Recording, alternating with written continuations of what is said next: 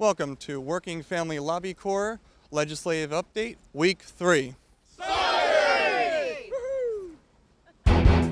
This is David Fernandez, Communications Director for the Florida AFL-CIO with this week's Legislative Update. Week 3 saw record-breaking numbers for the Working Families Lobby Corps as union members from across Florida packed the Florida AFL-CIO headquarters to join the fight here in Tallahassee.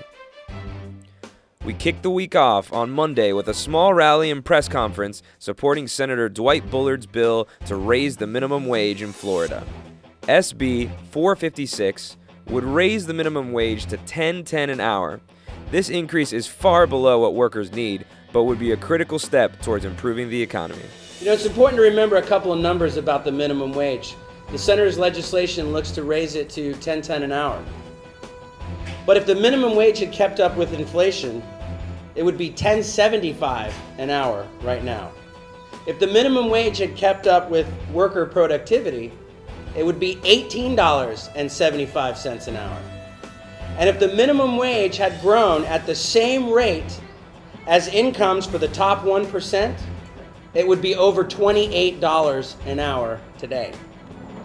Now, raising the minimum wage here in Florida is especially crucial because the future of our economy, 5 of the 6 fastest economic sectors in Florida's economy are in low-wage sectors, paying at or near minimum wage. The bill has yet to be heard in committee, but this conversation is so critical and the benefits to Florida's economy so dramatic, we will continue to push action on this issue. Immigration activists from across the country converged on the Capitol to show their support for equal access to in-state tuition for undocumented students. The Senate version of the in-state tuition bill, SB 1400, sponsored by Senator Latvala, narrowly passed committee on Tuesday. As the debate heated up throughout the week, immigration activists joined the Working Families Lobby Corps and shared their stories. Hello, my name is Veronica. I am from Polk County. I'm with Young American Dreamers.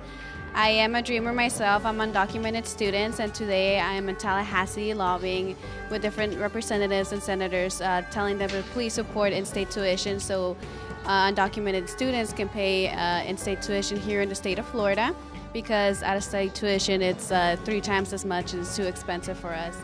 The House took a final vote on their version of this groundbreaking legislation as House Bill 851 by Representative Nunez was taken up on the floor. These are students who grew up here in Florida. They've attended the same schools as other Floridians. They've sat for the same exams. They've taken the same exams. They've gotten the same admissions letters. But when it comes time to pay tuition, they've got to pay as much as 4 times as much as their colleagues.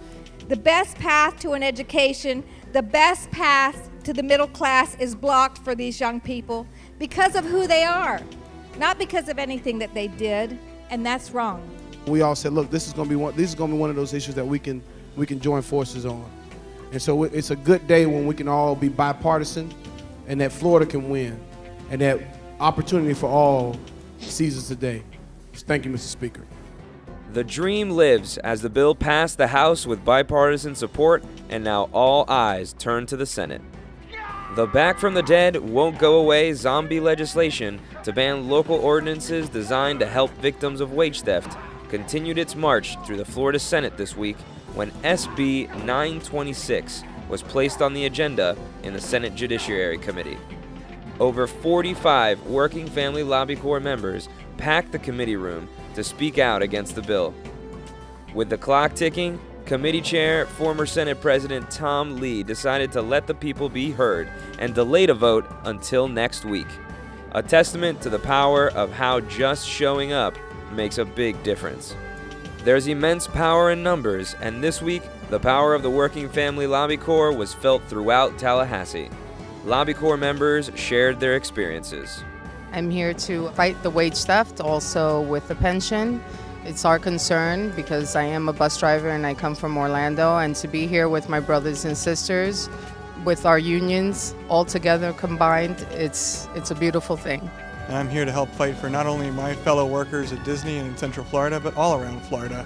Also, one thing I've learned here is that even though you may not think one person makes a difference, you really do make a difference when you talk to these folks? As a UAW retiree, I have a good pension, I have decent benefits, but as a union member, I know that it's not about me, and it's about all the other people, my brothers and sisters that are fighting and under attack and have their benefits under attack in the state of Florida, and that's what I'm here to hope I can help change some of that.